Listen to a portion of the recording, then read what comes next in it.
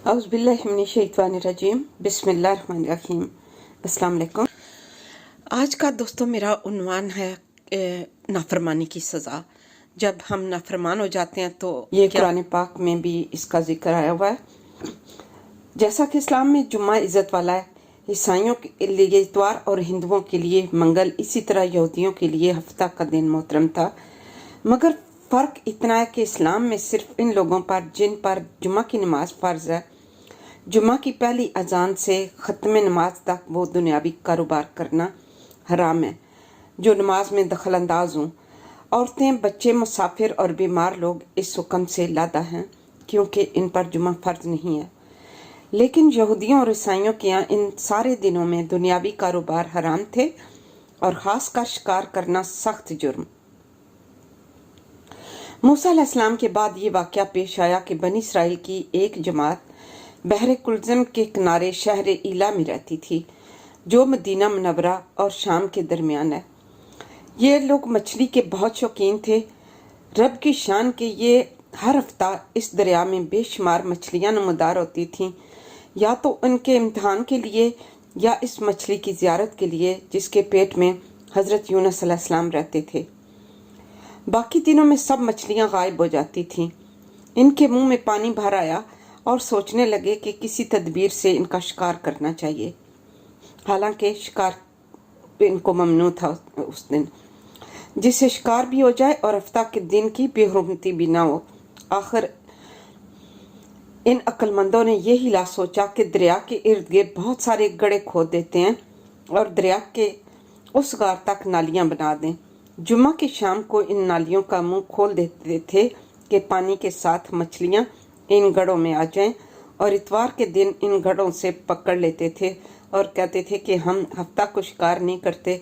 उन्होंने वो मछलियां खूब खाईं और फरोख्त की, जिससे ये बड़े मालदार हो गए।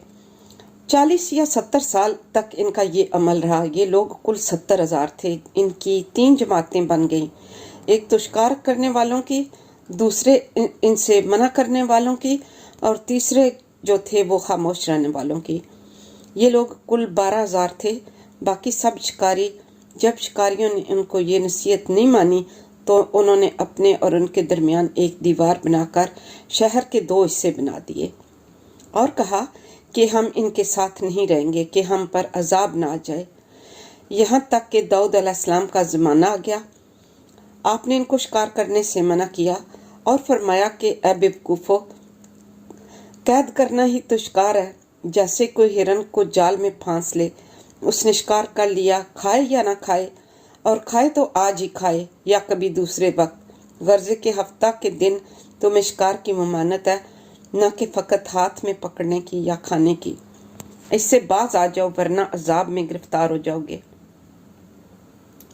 शिकारियों ने कहा कि हम तो बहुत अरसा से ये काम कर रहे हैं, अगर ये बुरा होता तो अब तक हमको अमन क्यों मिलती। तब दाऊद अलैहिस्सलाम ने ये दुआ फरमाई जिससे रब का गज़ब आ गया और रात में ये सब के सब बंदर बन गए, या जवान लोग बंदर और बूढ़े लोग सुअर बन गए। उनके अक्लो हवास तो बाकी रहे, मगर उनकी कुव्वते गोयाई जाती रही और जिस्मों से सख्त बदबू निकलने लगी। सुबह के वक्त इस मोहल्ले के लोगों ने देखा कि ना तो इस मोहल्ला में कोई आदमी आता है और ना ही कोई आवाज, ना कोई धुआं वगैरह निकलता है। तो ये दीवारों पर चढ़कर उनके घरों में दाखिल हो गए। वो बंदर इनको देखकर उनकी तरफ दौड़े और उनके कदमों से लिपटने लगे और उनके कपड़े सूंघते और रोते थे। इन लोगों ने कहा कि क्या हमने तुम्हें शिकार करने से मना न किया था। वो बंदर सर हिलाते और आंसू उनके रुखसारों पर बहते। इस हाल पर इनको 3 रोज गुजर गए। इसके बाद बाकी जो है वो मैं आपको बाद में सुनाऊंगी, क्योंकि वीडियो बहुत लंबी हो जाएगी।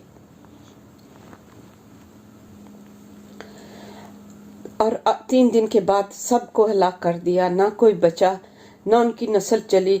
लोगों में ये मशहूर है कि मौजूदा बंदर इन्हीं की नस्ल से हैं, लेकिन ये गलत है। इनसे पहले भी बंदर थे और ये मौजूदा बंदर इनसे पहले बंदरों की औलाद में से ही हैं, क्योंकि सही रिवायत में है कि कोई मस्खशुदा कौम 3 दिन से ज्यादा नहीं जीती, न खाती है न पीती है और न ही उसकी नस्ल चलती है। अपनी दुआ में मुझे याद रखिएगा। प्लीज़